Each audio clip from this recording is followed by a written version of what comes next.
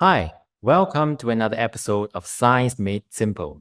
I'm Dr. Ryan, and I'm a science specialist here at the Pique Lab. In this video, I'll be analyzing a past year examination question on the topic of polymers. I've also prepared this question for you to download for free by clicking a link in the description box below. So, let's get started.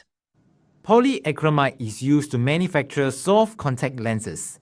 Part of the polymer is shown below.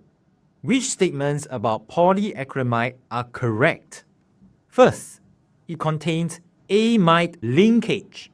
I'm sure that you can recall what is an amide. The amide functional group generally contains the atoms CONH, and it is connected in such a way. If you analyze the structure of the polymer above, some of you might think that statement 1 is correct, because it seems like amide functional groups are present in the polymer structure. As you can see from the shaded portion in orange, well, you are not wrong. In fact, this is an amide functional group. However, statement 1 is not asking about amide functional group, but rather amide linkage. I'm sure what some of you are thinking about now is what is a linkage? So allow me to use an analogy to explain this concept to you. Just picture a long steel chain.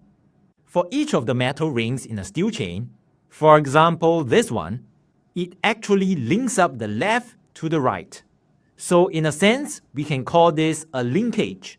However, if we have a long piece of rope with just one of these metal rings dangling along the rope, do you think we can call this a linkage? Obviously not, right? So you can see, although for both of these cases we have a metal ring, the terminology that we use will be different. Returning to the question, you can see that although this is known as an amide functional group, it is only connected to the polymer backbone via one connection, and there is nothing connected on the other end. As such, although it is an amide functional group, it is not an amide linkage. Next, let us analyze statement 3. Statement 3 says that it is an addition polymer. What our teachers in school have shared is that polyethylene is a type of addition polymer. Besides this, we have also learned about two different classes of condensation polymers, namely polyesters and polyamides.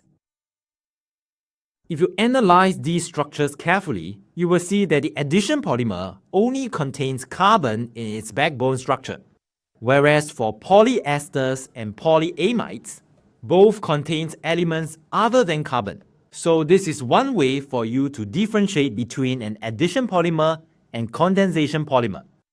You may pause the video now and use the same strategy to decide if this polymer is an addition polymer or condensation polymer.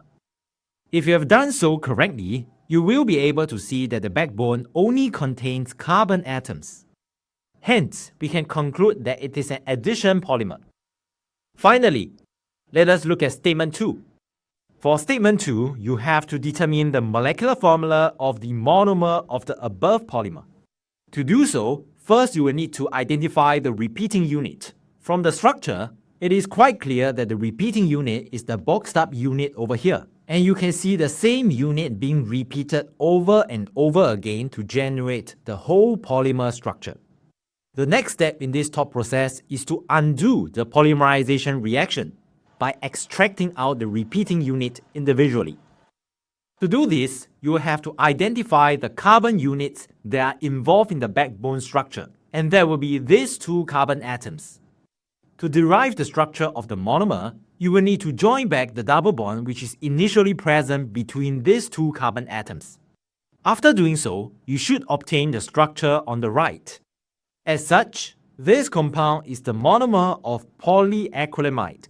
And if you count the individual atoms, you should get 1, 2, 3 carbon, 1, 2, 3, 4, 5 hydrogen, 1 nitrogen, and 1 oxygen.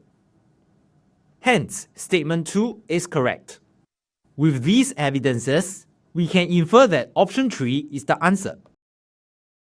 Thank you for watching, and I hope you have enjoyed this video. If you found this video useful, do give us a thumbs up. If you'd like to check out more videos by us, do click on the links on the right hand side. Last but not least, don't forget to subscribe to our channel for more interesting videos. Thank you, and I'll see you next time. Bye!